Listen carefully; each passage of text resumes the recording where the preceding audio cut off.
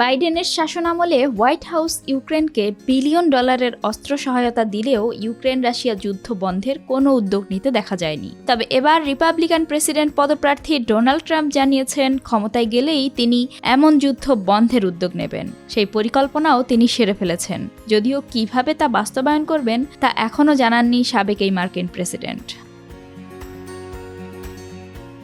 নাম প্রকাশ না করার শর্তে ট্রাম্পের ঘনিষ্ঠ একটি সূত্র ডেইলি টেলিগ্রাফকে জানিয়েছেন ট্রাম্পের এমন পরিকল্পনার কথা। তার মতে ইউক্রেন সংঘাতের শান্তিপূর্ণ সমাধানে বিস্তারিত পরিকল্পনা গ্রহণ করেছেন ট্রাম্প। তবে নভেম্বরে অনুষ্ঠেয় প্রেসিডেন্ট নির্বাচনের আগে তিনি এই পরিকল্পনা প্রকাশ করতে চান না। এছাড়া এ নিয়ে ট্রাম্প টেলিভিশন বিতর্কেও অংশ নিতে যাচ্ছেন না, কারণ তখন এই পরিকল্পনার উপর প্রভাব হারানোর ভয় থাকে।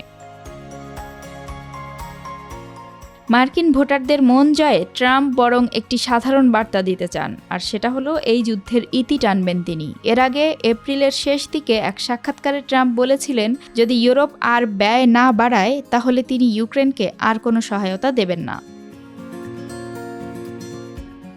2022 সালের ফেব্রুয়ারির শেষ দিকে বিশেষ অভিযানের নামে ইউক্রেনে সামরিক আগ্রাসন শুরু করে রাশিয়া। এরপর 2 বছর পেরিয়ে গেলেও এই যুদ্ধ থামার কোনো লক্ষণ দেখা যাচ্ছে না আপাতত।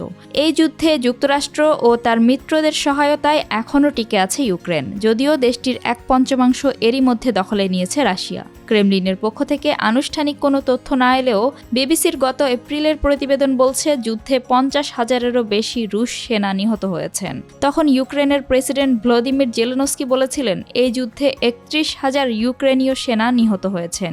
তবে ধারণা করা হচ্ছে মৃতের এই সংখ্যা আরও বেশি।